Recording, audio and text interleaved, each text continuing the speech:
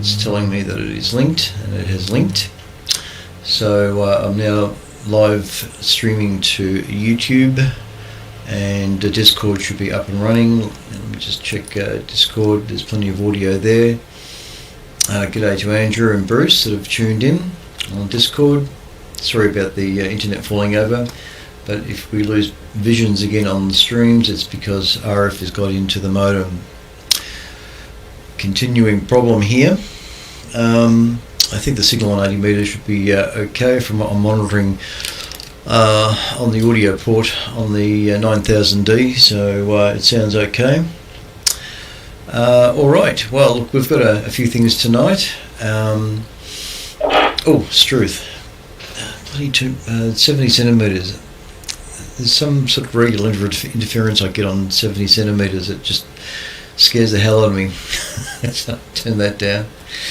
Alright, here it is on the 31st of November, and of course we're coming up to 31st of October, coming on to a new month, 1st of November tomorrow. So don't forget to say rabbits at midnight. And for those people that have a thing for Halloween, happy Halloween, because I think it's Halloween today, for what it's worth. Stupid thing anyway, but there it is. Of course, Stephen King is one of my favourites, but that's another story. Anyway, so end of the month, and not too far away from Christmas, if that's your bent. Anyway, alright, now let me see. Because it is coming into the beginning of the new month, Sky Notes is now available from Tanya Hill. And do I have a picture of Tanya here? Did I bring that across? There she is, Dr. Tanya Hill. And the Sky Notes for this month go something like this. If I can find them quickly, there they are. Sky Notes for November 2025, courtesy of Tanya Hill, the resident astronomer at the planetarium at Melbourne Science Museum, Science Works. And she's got a discovered the night sky happening on, let me just click on that and have a quick look at what that's all about.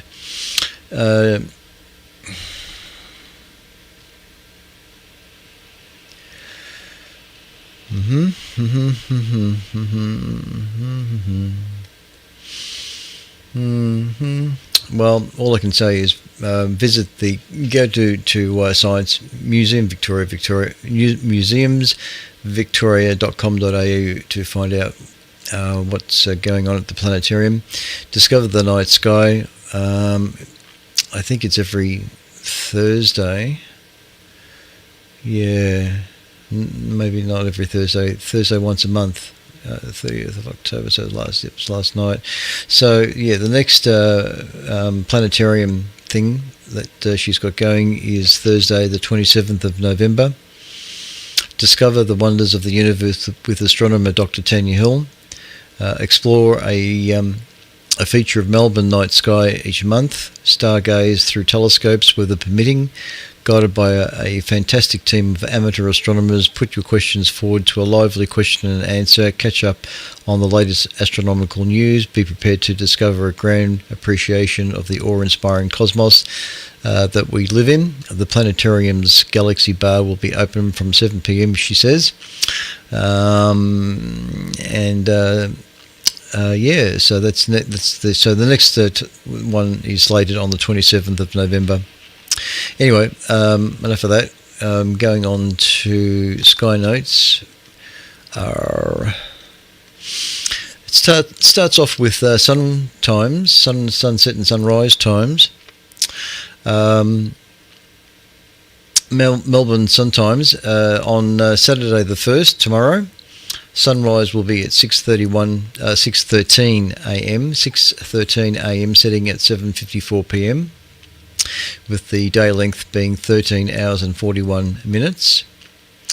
Tuesday the 11th of November, sunrise will be at 6:03 a.m. setting at 8:05 p.m. On Friday the 21st of November, sunrise will be at 5:55 a.m. setting at 8:16 p.m. And by the end of the month, Sunday the 30th, sunrise will be at 5:52 a.m. setting at 8:25 p.m. with the day length being 14 hours and 33 minutes, getting longer by the minute. Moon phases. There's a full moon on Thursday the 6th, a third quarter on Wednesday the 12th, a new moon on Thursday the 20th, and a first quarter on Friday the 28th of next month.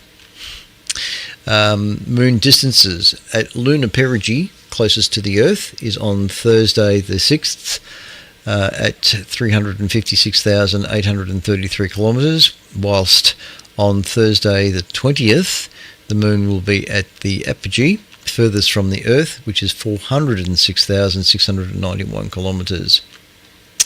The planets. Mercury. The planet's closest to the Sun, is visible in the evening in the west from 8:30 p.m. until it sets in late twilight by 9:40 p.m. Venus is our sunward close neighbour, is too close to the Sun this month to be seen, but will return to our night skies in late April. Mars, the red planet, is not visible this month as it is about to enter solar conjunction and move behind the Sun. Like Venus, it will reappear in next April. Jupiter, the largest planet in our solar system, is bright and visible in the east from around 1 a.m. before fading in the north in the dawn early light. Saturn, this fainter but yellowish planet, is visible this month in the evening from 8:40 p.m. in the northeast, after which it will move across the northern sky, and before setting in the west by 3 a.m. It will appear a little later each night as the month progresses. Meteors. 2 meteor showers occur this month, the Taurids and the Leonids, with up to 15 to 10 meteors per hour if viewed from a dark location. The Taurids are bright, slow-moving, with colourful fireballs, and occur generally in the first week of November in Taurus near the Pleiades star cluster, and also near the red star Aldebaran. The Leonids are high-speed meteors that leave trains lasting several minutes. They appear in Leo, the constellation Leo, which rises around 4 a.m. in the northeast from 13th to the 20th, but peak on the morning of the 18th. They arise from particles left by comet Tempel-Tuttle as it orbits the Sun every 33 years. However, the number of Leonid meteors has been declining over recent years, and with perhaps only 15 per hour. The space station. The International Space Station orbits every 90 minutes at an average distance of 400 kilometres, appearing like a bright star moving slowly across the night sky. Here are some of the brightest passes expected this month over Melbourne and central Victoria. On the morning of Thursday the 6th of November, there will be a passing starting at 4:48 a.m, finishing at 4:53 a.m, coming in from the northwest to the southeast. And on Thursday, the morning of Thursday the 20th, there's a passing at 4 a.m. to 4:04 a.m, coming in from the west to the southeast. Then on the evening, well, she says here there are no bright evening passes this month.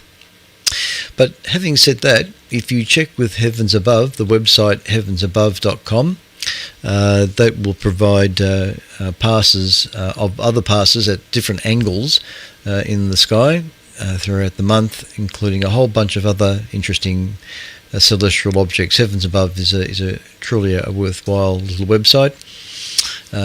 Put your location in where you are, latitude and longitude, for accurate determination of what's overhead. But there's a live viewing map and of the sky, which also shows current satellites that are overhead as well. Stars and constellations. In the north, the constellation of Pegasus, the winged horse, is in the north this month with Andromeda low in the northwest. Aquila, the eagle, and its principal star Altar is in the northwest. Low in the north this and next month is the Andromeda Galaxy M31, the furthest object visible to the naked eye at 2.5 million light years. A clear view of the northern horizon and being away from city lights is recommended. This large spiral galaxy contains perhaps 1 trillion stars. I'm sure it does. And occupies an area in the sky larger than the moon. In fact, it's a bit larger than the moon for sure. If we could only see it by eye, it would be an amazing sight. So stick a camera on the telescope and let some long exposure occur, and you'll be amazed at how big that galaxy is actually in the sky. Anyway, in 4 billion years, our Milky Way and Andromeda may collide and pass through each other, with several subsequent encounters ultimately resulting in a merger into one large elliptical galaxy that will be something to hang around for. Over time, their co-orbiting and central supermassive black holes may join to become one with the significant gravitational waves generated by the event.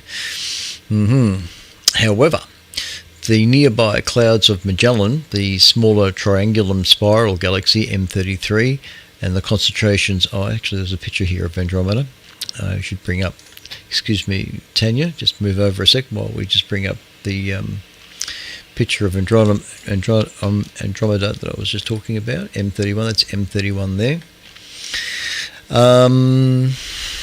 Going back to Sky Notes. So low in the north this and next month is the Andromeda Galaxy M31, the furthest object visible to the naked eye at 2.5 million light years. A clear view of the northern horizon being away from the city lights is recommended. The large spiral galaxy contains perhaps 1 trillion stars. Over time, their co-orbiting central supermassive black holes may join. However, the nearby clouds of Magellan, the smaller triangulum spiral galaxy M33, which is this guy, this is M33, there we are,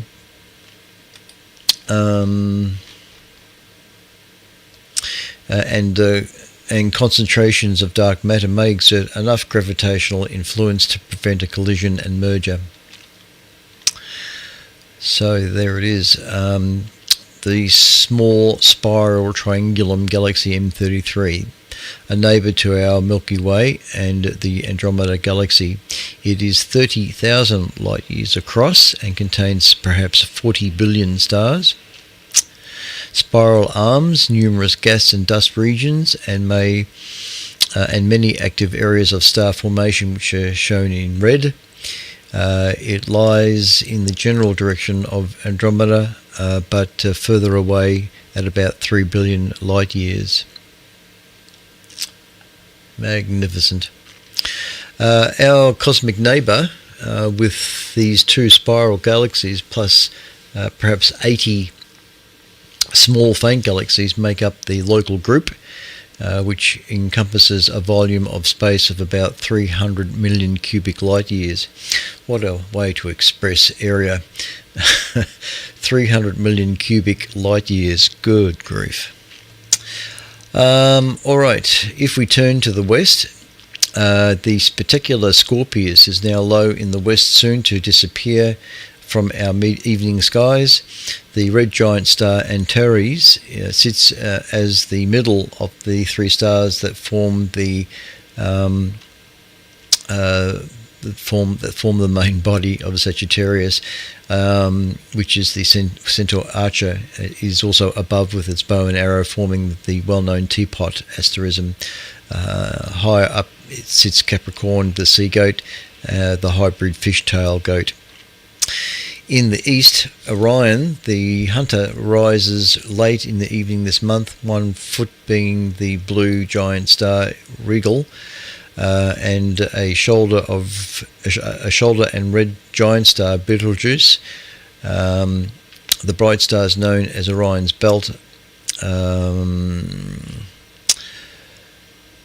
form the base of the saucepan's asterism, those common 3 stars that you see, while Orion's scabbard or sword, saucepan's handle, hanging from his belt, contains its central beautiful Orion Nebula, a vast gas cloud 1,300 light years away, where stars formation is occurring. Note that Orion appears upside down in the southern hemisphere. Also upside down is Taurus the Bull, with a red giant star Antares rising in the northeast later in the night. In the southeast past Orion is Canis Major, the greater dog, and its star Sirius, the bright star visible at night, and also the brightest star visible at night, and also referred to as the dog star. Approaching summer, the night sky from northeast to southeast will include a diverse range of features to enjoy, she says. In the south, low in the south this month, is the Crux, Southern Cross, with the 2 pointers Alpha and Beta Centauri. To its right is the constellation Centaurus, and in the southeast shines the brightest, the second brightest star at night, Canopus, the principal star of the constellation of Carina the Keel. And the broadband of the Milky Way arcs across the southeast along the western horizon to the northwest. During the night, as the Earth rotates to the east, it will wheel across the sky, so that by 3 a.m. it will stretch from west to east. You're tuned to ASV Radio, VK3EKH, the official station of the Astronomical Society of Victoria. And I'll just throw in a few on this day dates. On the 1st of November 1963, then largest radio telescope, the Puerto Rico Arecibo Observatory, opens utilizing a natural valley and transceiver suspended from pylons on nearby peaks. On the 3rd of November 1957, Laika, Laika, Laika perhaps, a 3-year husky dog, became the first animal into orbit on Sputnik 2. While never intended to return to Earth, she expired from heat stress after only a few hours. Also on the 3rd of November 1973, Mariner 10 launches to Mercury, the first probe to use a gravitational slingshot around a planet to reach an objective, in this case Venus. On the 4th of November 2003, the largest solar flare recorded causes radio blackouts and saturates satellites, and was associated with a coronal mass ejection many times larger than Earth, leaving the Sun at 2,300 kilometers an hour. On the 8th of November 1656, the birth of second Astronomer Royal, Edmund Halley, who calculated several historical comets to be the same. He successfully predicted its regular 76-year return, which of course carries his name. On the 9th of November 1934 was the birth of American astrophysicist and science communicator Carl Sagan. It reminds me, there's a film coming up. There's a film that's on Netflix that's just started. I can't remember what it's called, and it doesn't matter. But it's using, if you look at the trailer, it uses Carl Sagan's pale blue dot thing that he speaks of. But that's another story. Carl Sagan, where was I? I'm going to leave it there, I think. All right. Let's see, where's vMix, and bring up the camera. All right, now continuing on a little bit of a theme of comets, I suppose. There's a comet in the sky at the moment. It's called Comet Lemon, Lemmon, and Comet Lemon is still a worthy target. This celestial visitor continues to outperform expectations. And here's a current picture of this beautiful comet.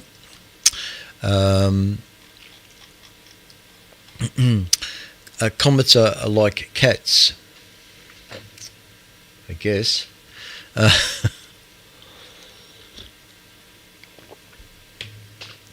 They both have tails and do what they want, said comet discoverer David Levy many times.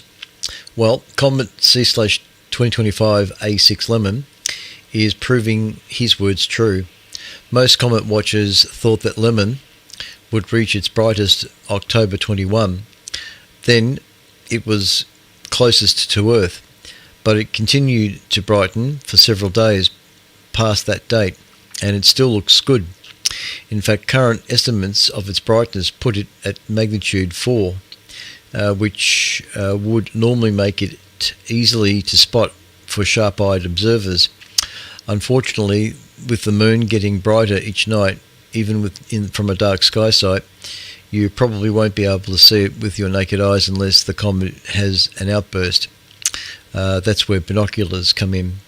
Comet Lemon is still on its inbound journey right now before it swings around the sun and heads back out. So it's getting brighter as it receives more solar energy, but it's also fading because it's moving away from Earth. We hope that the increase in energy more than makes up for the increasing distance, but we just don't know, and that's why we have to keep watching it. So that's its current picture. The position in the sky, I do have here. So I again recommend going to heavensabove.com. If you can type in, for people who have Android mobile phones, there's an app, a Heavens Above app. But also, again, the website is probably also just as good to go to, heavensabove.com.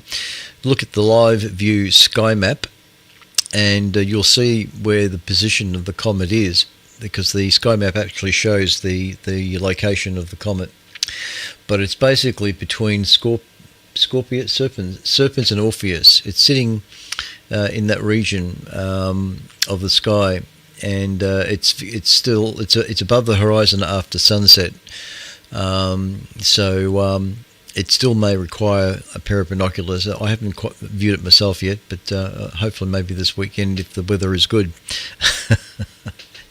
But it's a possibility to see the sky. What else did I say? First, observing it. First, find the time the sun sets at your location. A quick Google search when sunset at the location will do. Then head out an hour and a half later than your sunset time and face northwest, using the Finder chart here to identify some of the visible stars. Lemon is currently passing in front of the stars of the faint constellation Serpens. That's a problem for people who don't know the sky because they aren't any bright stars near the comet. Most observers will target Arcturus, the brightest star in the constellation of Bootes, and then move to the upper left from that star. If you're using a telescope to observe it, set your instrument outside about an hour before you plan to use it to let it adjust to ambient temperature. Start viewing Comet Lemon with your lowest power eyepiece. Depending on the length of the tail, you might be able to see the whole comet. Then step by step increasing the magnification and scan the comet's length for details. Can you see a single tail, or are there two? Question mark they're asking. Are any parts of the tail brighter than others? Does the tail look disconnected at any point? Take your time. So yeah. Anyway, so take a look. Comet Lemon was discovered January 3rd, 2025, as part of the Mount Lemmon survey, which uses a 60-inch telescope at Mount Lemmon, Arizona. Interestingly, the comet's current orbital period is approximately 1,350 years, but after its perihelion passage, the closest approach to the Sun, on November 8, our star's gravity will reduce that to 1,150 years. Isn't that interesting? So the next chance for Earthbound observers to see this occasional visitor will be around the year 3175. So take a few minutes in the evening and try and spot Comet Lemon. It'll be the last time you see it. A ball of frozen gas currently speeding past the Earth at 135,000 miles per hour, or 217,000 kilometers per hour. Don't wait too long, because the moon is getting larger and brighter each night, spreading more and more of its reflected sunlight through the atmosphere. Comet Lemon. Get out there and have a look for it. You're tuned to ASV Radio, VK3EKH, the official station of the Astronomical Society of Victoria, with the regular Friday night broadcast. We have an email address if you wish to send an email, vk3ekh@gmail.com, vk3ekh@gmail.com. Now, the next thing I was going to talk about tonight, and I'm sort of running out of time. Maybe I could leave it until next week, because there is a video that I'd like to show associated with this article, and that goes for about, I think it's about 19 minutes.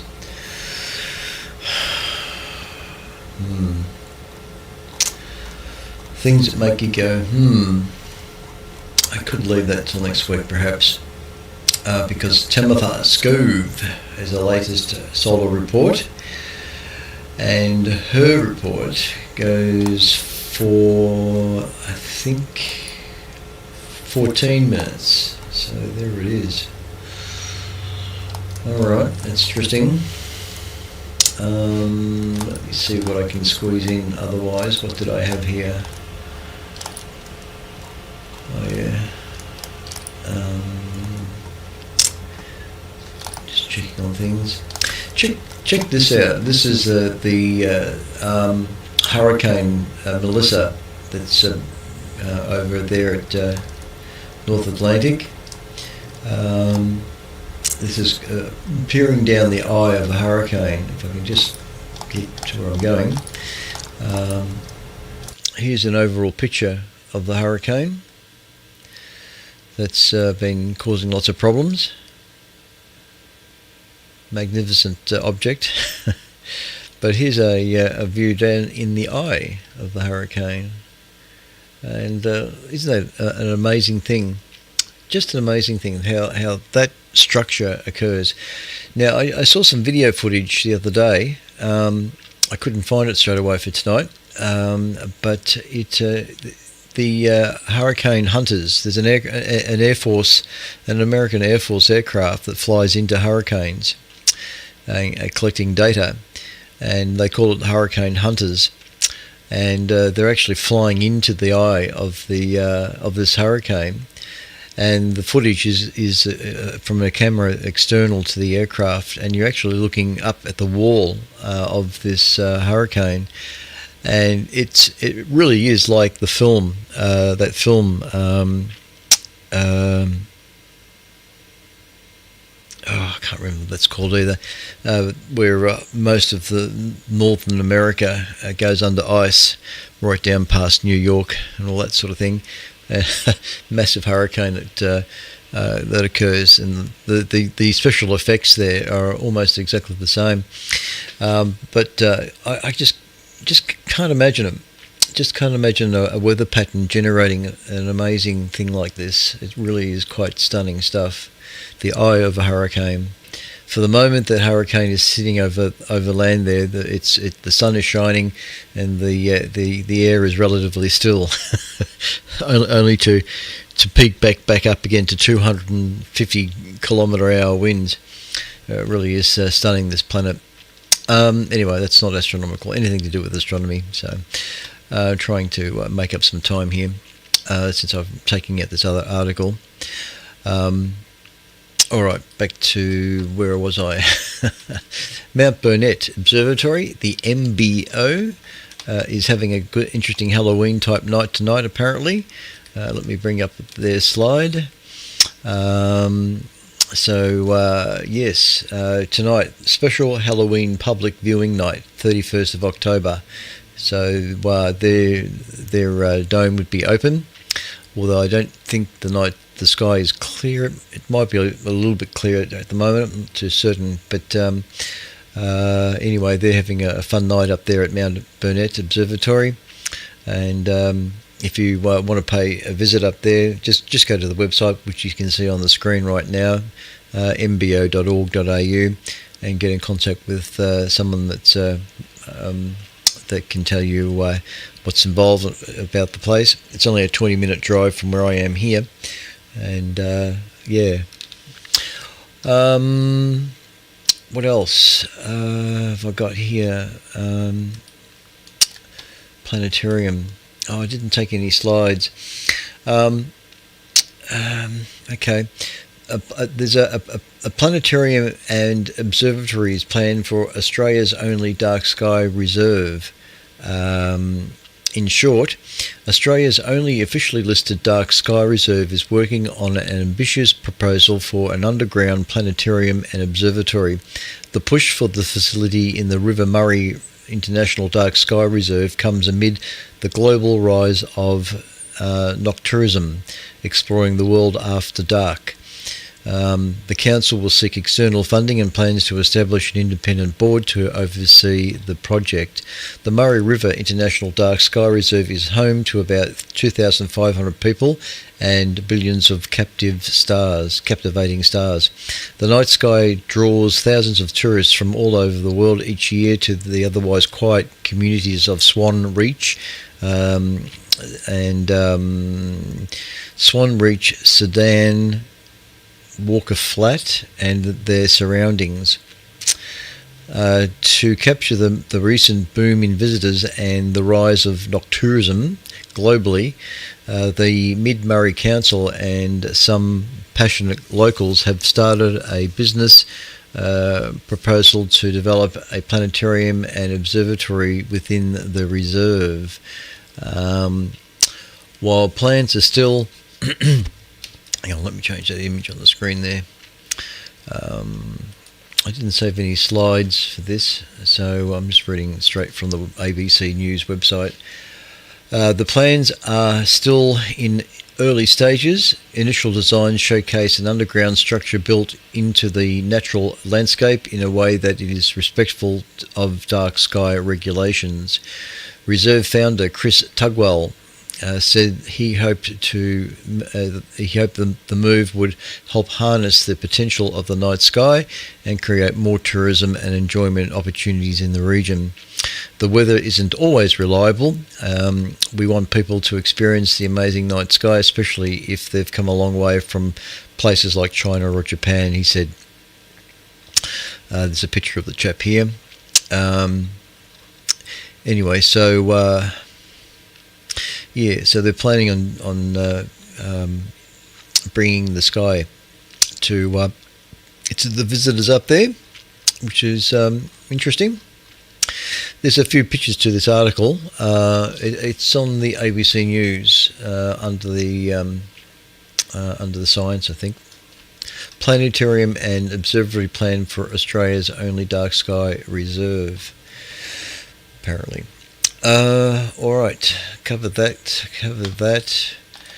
5 minutes. How big is this article? Oh, that'll probably take up 5 minutes. Do I talk? Do I mumble, mumble? No, look, I won't worry about that either. I'll leave that till next week as well. How spacecraft impacts the immune system. A new astroimmunology guide map.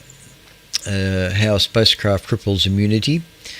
Proposing solutions for Mars and beyond while revealing links to aging on Earth. Yeah, all right. Probably leave that till next week. All right, look, I'm going to run with Tamitha because she goes for 14 minutes, and that'll come up and segue in nicely into spaceweather.com. But I was going to have an interesting article, a radio astronomy based article, and I'll let that till next week. So I'll bring up Tamitha's slide and cue Tamitha for the latest in space weather, which was published 16 hours ago, so it's pretty current. No, that's not it. Where are we? There she is. Okay, so almost 15 minutes. So that'll finish nicely tonight's session. Let's hope I can get this to play nicely. Stand by for Tamitha Scove, the space weather woman.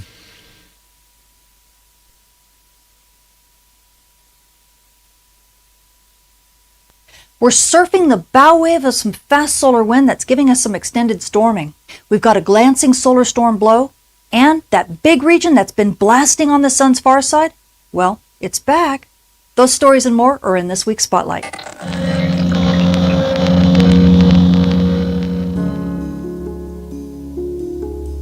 If you want to learn how weather from our star causes impacts at the Earth that shape the future of our world, join Professors Dr. Jenny Meehan, Michael Cook, and myself as we guide you through a space weather certificate program like no other. To enroll in the Space Weather and Environment Science program offered at Millersville University, go to millersville.edu/SWEN. It's weather for the 21st century. This forecast also sponsored in part by CW Ops. Space weather this week is giving us a few surprises. As we take a look at our Earth-facing disk, it doesn't look like all that much is going on. In fact, all these active regions have been pretty quiet. We've actually been down to low noise in the X-ray flux and on the radio bands over the last few days, and it will continue to be like that for just maybe a day or two longer because some stuff is coming around the corner. But as we really look at the disk, the only thing we have to deal with is coronal holes. We got a coronal hole here and a coronal hole here. Hey, it's actually looking pretty festive. You've got an eye, a nose, and a mouth. This could be a jack-o'-lantern for Halloween, for goodness sake. But in actuality, when we take a look at it kind of from a different view, this is looking a little bit more in the outer corona, you can actually see these coronal holes look a little bit more connected, don't they? In fact, when we take a look at the potential field source surface model, you can see some open field lines here. Here's a white open field line. There's another couple ones. Here's one here, and you'll see another one over here. These are all mapping to these coronal hole regions, but look at this area right in here. Do you see the cute little field lines closed like that, these little loops? Well, this is because this is kind of a closed region, and believe it or not, this is the area right in here that is kind of the solar wind source generator for Earth right now, and it really is almost a transition region where you've got some fast solar wind from these coronal holes interacting with some slow solar wind. This is actually what we call it. We call it a stream interaction region. And Earth is almost surfing it right now. It's kind of on this bow wave, like when you get fast wind hit like a boat in the water driving this bow wave. Earth is kind of stuck in this bow wave as this as the sun is rotating here and as the stream is going over us. So this is giving us some really great extended storming, especially at high latitudes, and that's going to allow aurora photographers to catch some substorms even at mid-latitudes if they know what they're doing. So it is a little bit deceptive, but really now what I want to talk about is what's going on the east limb over here. You might notice a pow, pow, and a little something there, and then a poof. So like a 1, 2, 3, 4. Well, believe it or not, this is actually kind of a complicated eruption that launched a very interesting looking structure. As we turn it, I'm turning this into a different wavelength here so you can see it once again more easily. And if you look closely, you can see, let me pop it here. You look closely, you can see right here, there's this kind of a vertical little filament, and then there's this horizontal one that goes this way. There's a kind of a curved structure in here, and all of these get kind of involved in this, and almost like a structure that's kind of like a C shape that does this. So you'll watch this one erupt, boom, then you'll watch this one, boom, then you'll see that pop right there, and then a little bit of poof. And that was happening right when Suvi was doing some calibration, so it kind of got a little wonky there. But you saw that little poof, and I think that was the last little bit, the tether that let it finally release. And this comes out in a coronagraph as a really complicated structure, but there may be more structure to that. It may not just be a big tangled mess, but we'll talk more about that as we get into the modeling of this, because this is the solar storm that could actually graze Earth here, or at least give us a little wake over the next couple days. So it's going to be very interesting to watch. Now, as we get back to our Earth-facing disk, you can watch this again, pop, pop. Here's a little something, and then a little puff right there. Very interesting. We had a couple other filament launches that are not Earth-directed, but if you can notice, we had some poofs that looks like it's something going off on the far side. Those are the big far side eruptions, likely from region 4246, which we'll be talking about as we get into the far side of the sun, because that region is about to rotate back into Earth view. And although everything is quiet right now, man, it's the calm before the storm. And now switching to our far-sighted sun, once again, we can no longer use Solar Orbiter because Solar Orbiter is looking at the front side of the sun. You can see in our orbit circle there. So we do have to use just SDO AIA imagery. You can see it here in red. We have Stereo A, which is sitting on the west limb looking at part of the sun from behind. And then we've also got JSOC HMI, the helioseismology, the far-sighted viewer, to kind of fill in the gaps for us. So as we stand here and take a look at the east limb of the sun, you can watch kind of things move along. We've been having a few regions that are rotating back into Earth view over the last few days. They have been giving us a little bit of activity, but it really hasn't been all that exciting. However, when we take a look at the far side, look at old friend 4246 and old friend 4250 and 48. You can see them all right here, still very active on the sun's far side. This is where all of the big blasts have come from.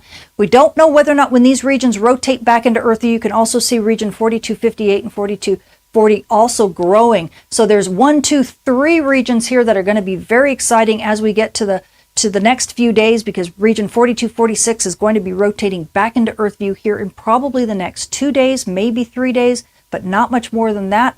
And because it's been firing so much on the sun's far side, there may not be any bullets left in the gun, but we shall see. It's likely going to continue to be a big flare producer, and we could see more activity from all of these regions, as well as getting radio blackouts back and big possibilities for big solar storms and radiation storms. So enjoy the quiet while you have it, because in the next couple days, you're going to start seeing a big change.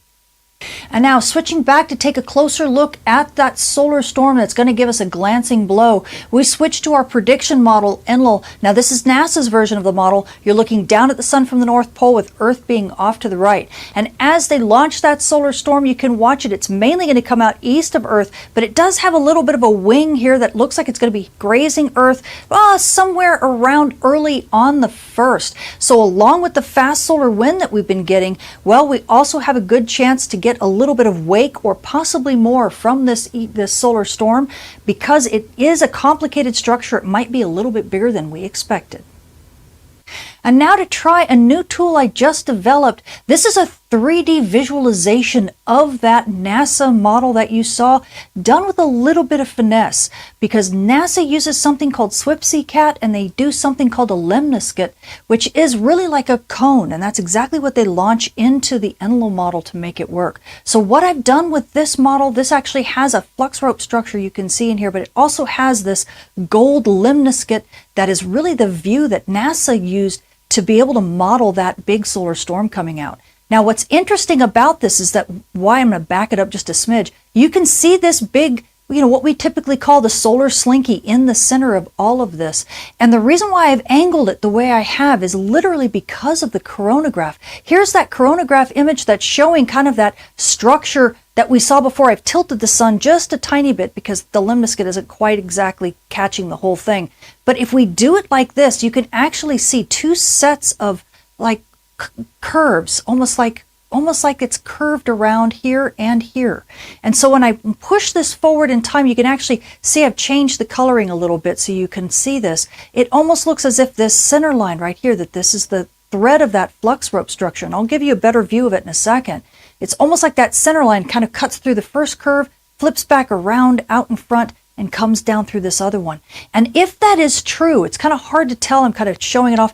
If that is true, then we could get a better chance of getting hit by this structure than you might realize. Now I've flipped it here in 3D. This is what's so great about this visualization. You still see this lemniscate here, which is that big cone, kind of like a big ice cream cone coming out. But there's more realistic flux rope structure that we don't necessarily know which orientation it's going to be. But if it follows what that coronagraph showed and has structure something like this, well, then we can actually begin to make a little bit more sense of how it's going to hit Earth. It's definitely not going to be in what we call the apex of the structure, the front of the structure. It's going to be more in what we call the legs of the structure.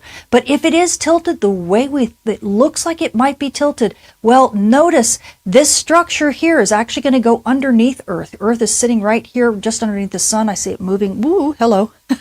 Hello, structure.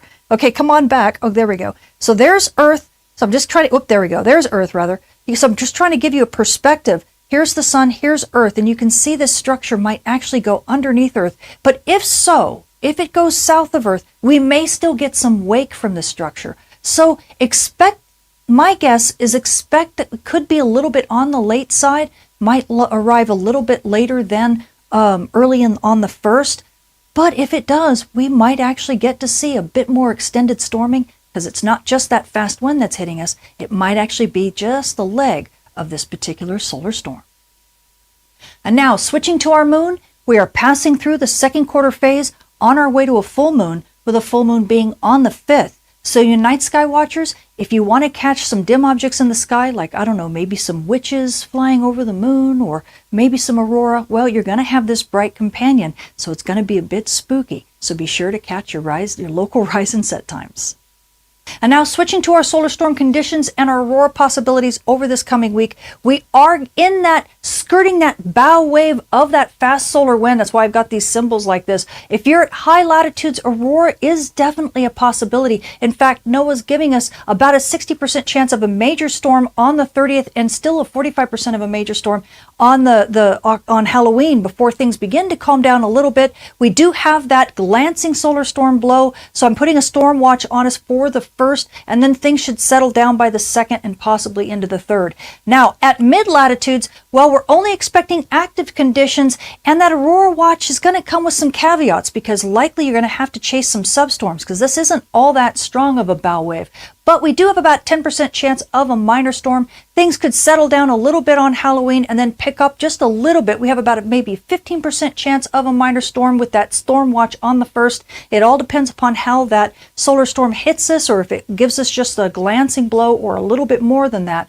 But then things should definitely settle down by the 2nd into the 3rd, and things should be back to being calm. But remember, we do have that new active region that's coming. So things could change very quickly. Now, switching to our solar flare and dayside radio blackout outlook over the coming week. Right now, we are sitting at the low 100s, low 125s, but this is going to rise easily to the mid 100s by early next week. We're sitting at low noise right now. In fact, NOAA's only giving us about a 5% chance of M-class flares at the R1 to R2 level radio blackout. But again, this is going to change here over this next few days, because old region 4246 is rotating back into Earth view here over the next couple days, and that risk for big solar flares and radio blackouts will rise. I would expect by Monday we should be at least 25% chance of a R1 to R2 level radio blackout, and we will have a non-trivial chance for X-class flares at the R3 level radio blackout. And next week, it's not going to look nearly this pretty.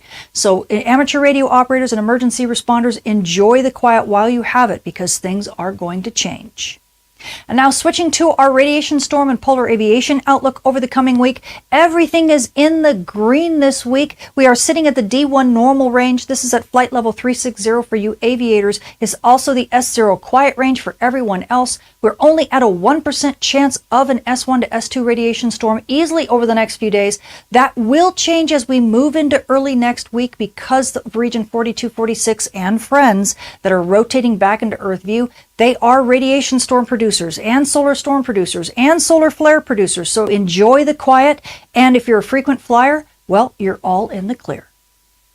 So the space weather this week is a bit on the surprising side. We've been surfing that bow wave of that fast solar wind, which has been giving us some extended storming. So aurora photographers, if you're at high latitudes, you could chase those substorms for yet another day or two before things kind of peter out. And then we also have that glancing solar storm blow, which could actually give us a little extension of storming, especially at high latitudes, maybe possibly through the first before things calm down.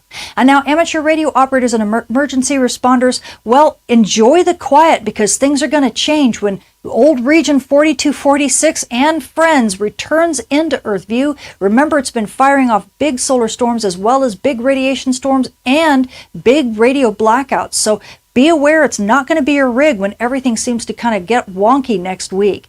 And now you GPS users, well, right now everything looks pretty good. The day side is reasonably calm. The night side is a little bit disturbed, but not too bad. So as long as you stay vigilant near dawn and near dusk, your GPS reception, at least for the next couple days, should be pretty top notch. I'm Tamitha Skov, the Space Weather Woman. Thank you for watching.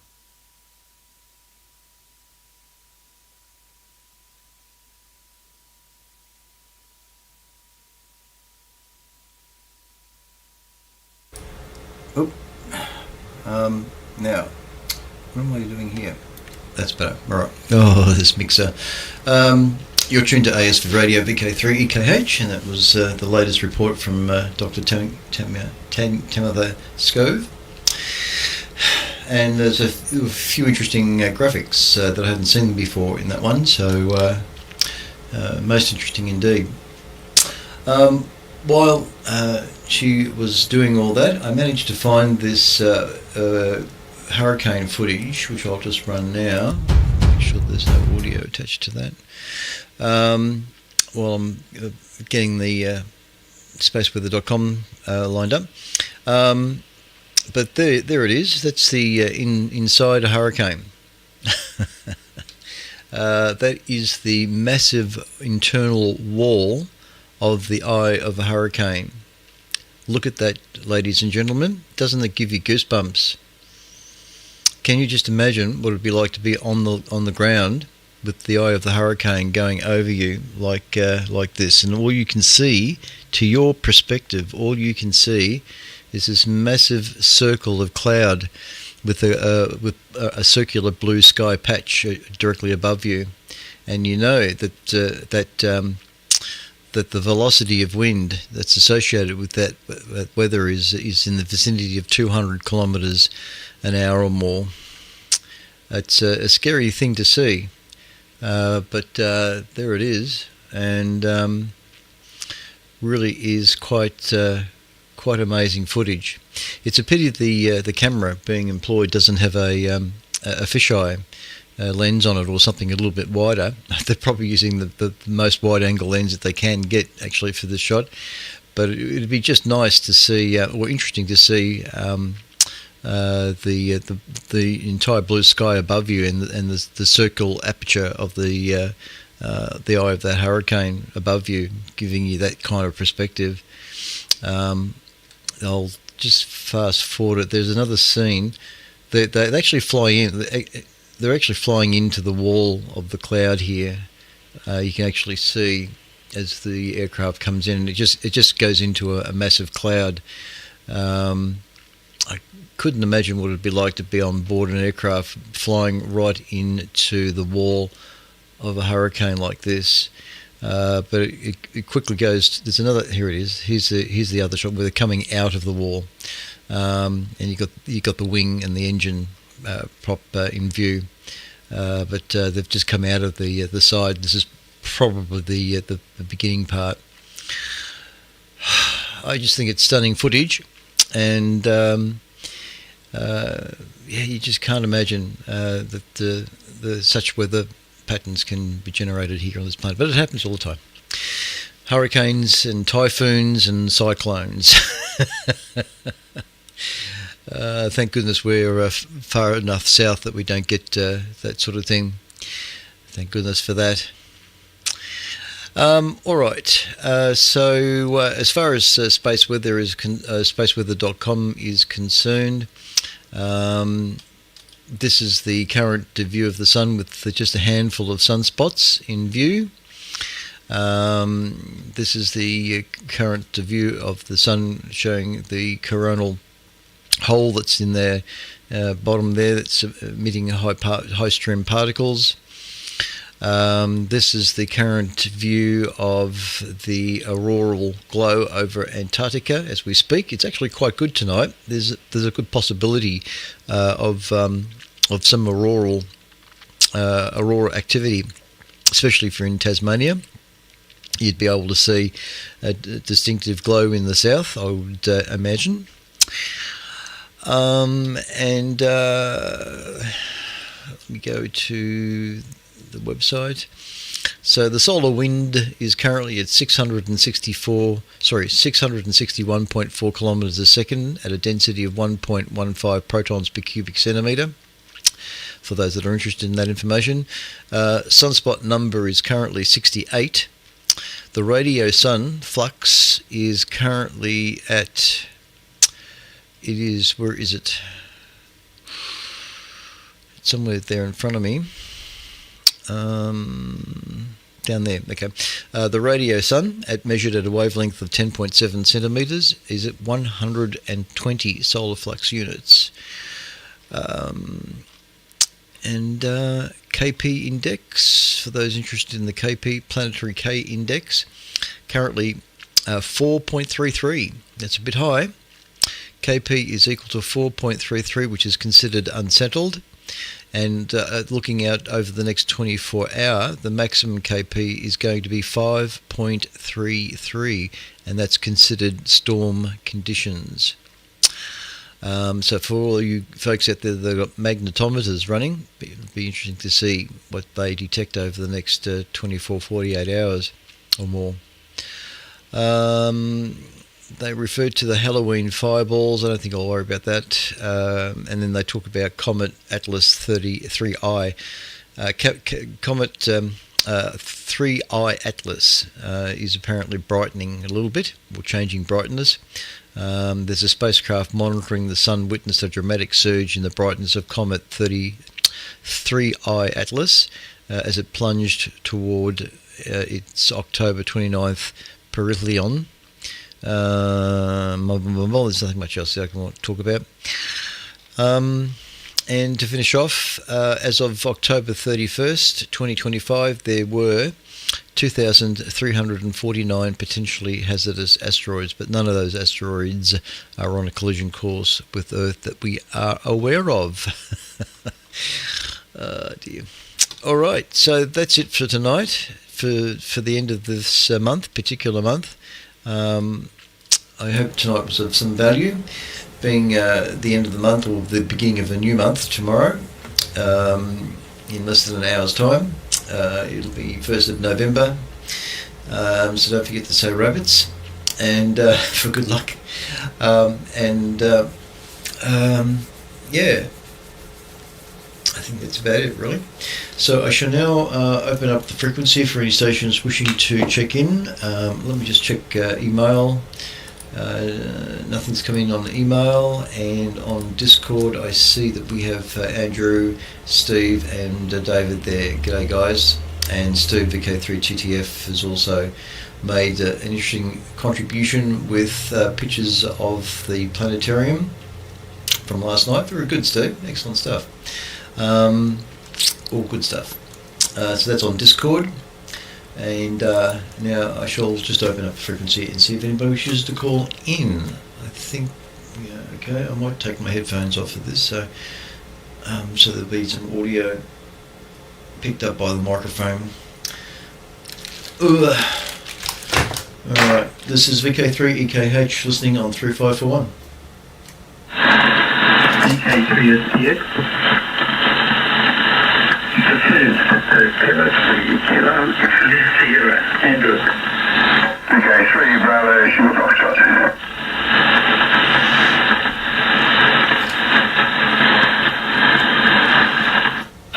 All right, VK3SBX, VK3KIS, and VK3BSF. Anybody else? Righto, across to you there, Steve. VK3SBX, VK3EKH. VK3EKH, VK3SPX. G'day, Clint. I'm afraid I totally missed the bus today, Clint. I was doing my tax return. Today's the last day, just in case you need to know that. If you do it on your own, if you have a tax agent, you can be late, but last year they fined us, so we were trying to get it done. Made it by about 2 hours. Anyway, sorry about that. I did come in partly through Timothy's. But your hurricane pictures are pretty amazing, weren't they? And I'm sure you were talking about lots of interesting things early on, Clint, but I'm afraid I missed it all. But anyway, sorry about that. But I'll try to do better next time. Actually, next Friday I won't, so I have a club committee meeting, I think. So sorry about that. We'll see you in 2 weeks. Sorry, Clint. Anyway,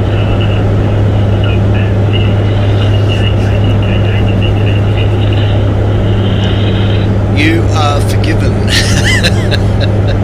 That's okay. No problems at all. VK3SVX, VK3EKH return. That's fine. But it is two Fridays in a row now that you've been a little bit late.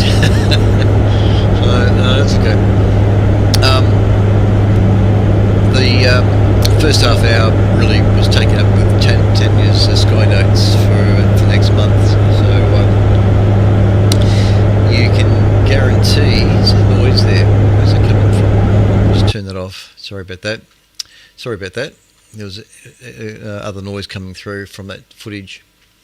So I'm playing the hurricane footage again. More of it. And as you can see, the camera is banking downwards towards the ground, taking in the from the bottom, looking up slowly. Okay. I'd love to experience that. I think it'd be so fascinating to see all this.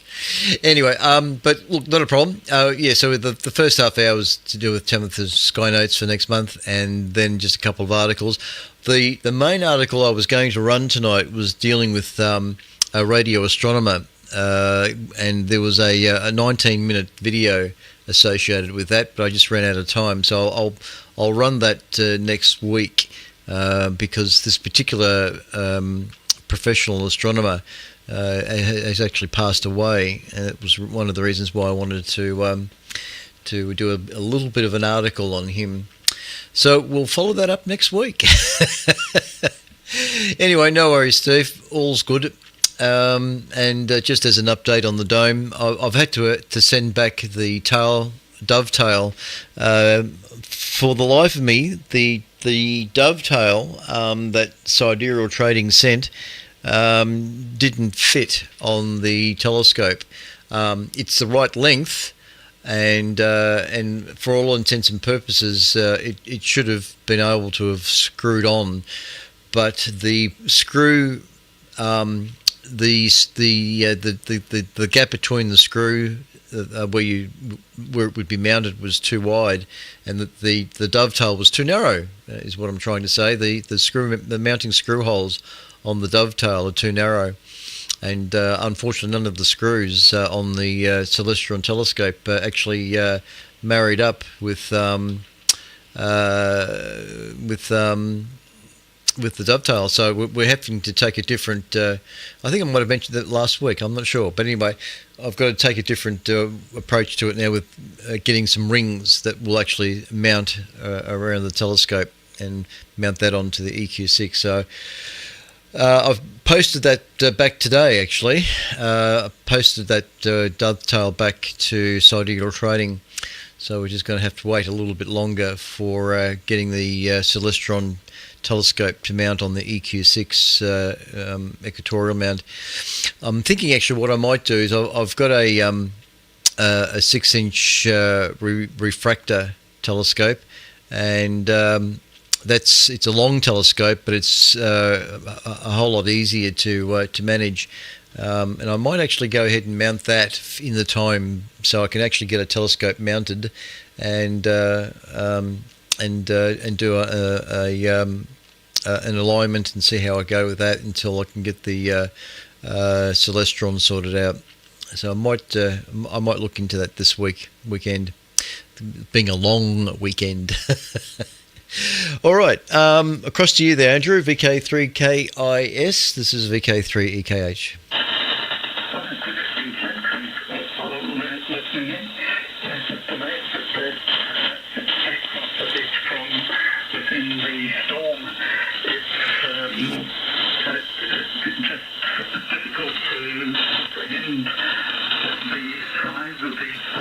From a 2D image, and I reckon if you were in the aircraft in the clouds before you break into that central circle, you'd be shaken around a lot. So it might be better to watch it from video instead.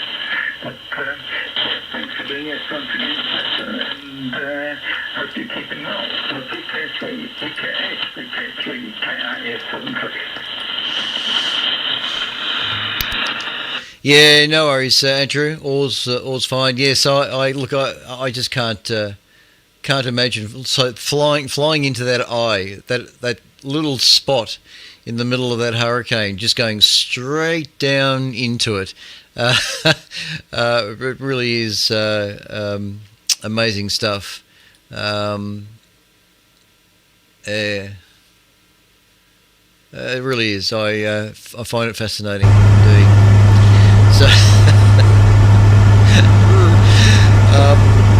yeah. All right. No, I'm doing okay. I need to lose some weight, honestly, Andrew. From a physical point of view, I'm horribly overweight at the moment. My internal organs are complaining of the pressure. So that's the only thing I'm fighting with at the moment, is trying to get my mind into going into diet mode, and I just don't want to do it. But that's a completely another story. Thanks, Andrew. Anyway, all good, and have a great weekend, mate. Now it's across to Peter, VK3BSF. VK3BSF, VK3EKH.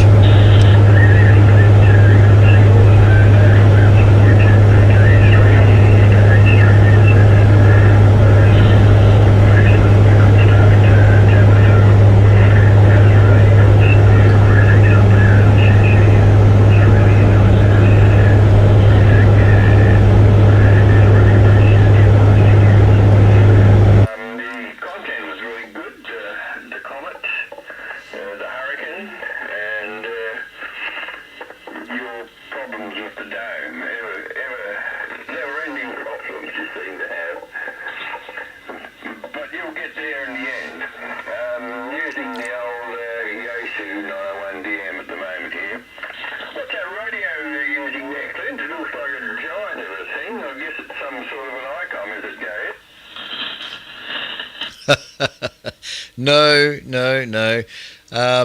Currently, it's currently using the Yaesu 9000D, FTDX 9000D. I think my other camera might be more onto that. Yeah, there it is. Okay. So that's the view of the 9000D. Let me just zoom in on that. If you're looking.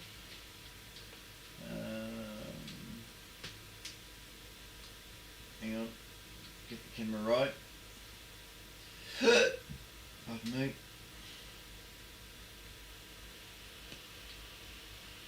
Alright. So there it is. That's the one I'm currently using, because my two Pro 3s have decided to go belly up. I would normally be using the 756 IC 756 Pro 3. They've worked quite well over the years that I've had them, but both have decided to fail within a few months of each other. Two entirely different kinds of faults, and I'm now currently using the ASU 9000D dual band transceiver, which you can see there. That's quite a big unit and very, very heavy, extremely heavy unit. So yeah. But I'd like to try and get the one of the Pro 3s between the two Pro 3s. Try and get one up and running again, because I had reasonably good audio with the Pro 3. Since I've had the 9000D running, it's been a bit of a trick trying to get the audio balance right on SSB here, and it's just been a bit of a trick. So, but look, if you saw the state of the shack here, it's just a mess, and I'm struggling every time I sit here and try to play radio. There's always something I've got to muck around with to get things right. So my kingdom for getting the shack finally sorted out, but that's a scratched record, and eventually it will come good.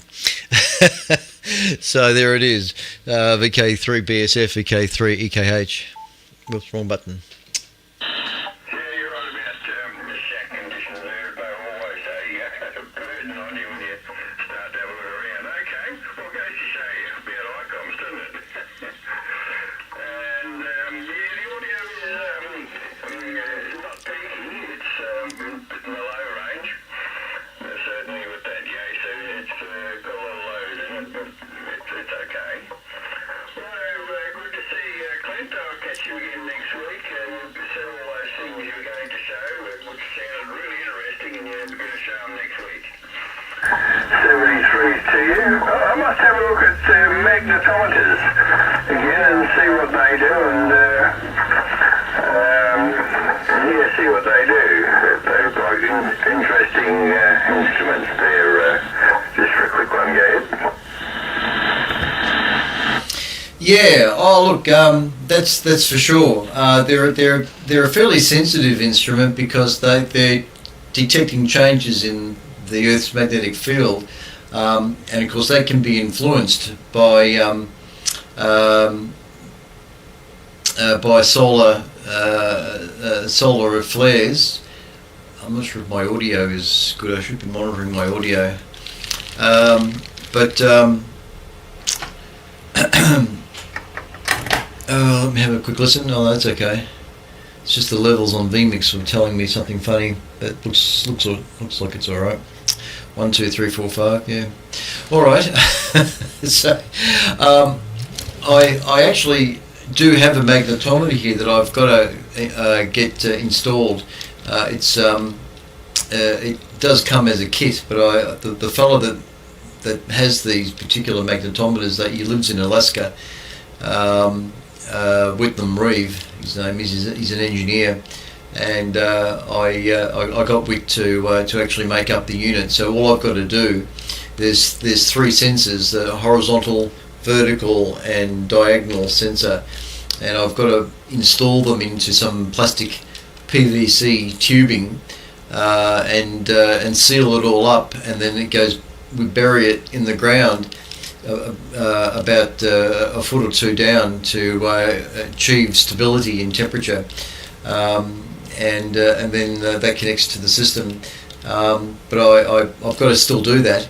But I've also got to, in the process of doing that, I've got to try and find a spot on the property that's not going to be affected by other things that could disturb it, the magnetic field.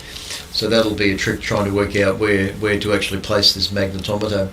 I can probably send you a link on the website about that magnetometer. But I'm fairly certain there are other magnetometers around, probably using things like Raspberry Pis and or Arduino type systems. So just a search on the internet would probably reveal quite a massive information. All right, no worries, Peter. Thanks for calling in. Mightily strong signal, as you'd expect. And yeah, thanks for calling in. VK3BSF, VK3 EKH. Roger, Claire. Yeah, thanks for that explanation. Good stuff. All right then, catch you.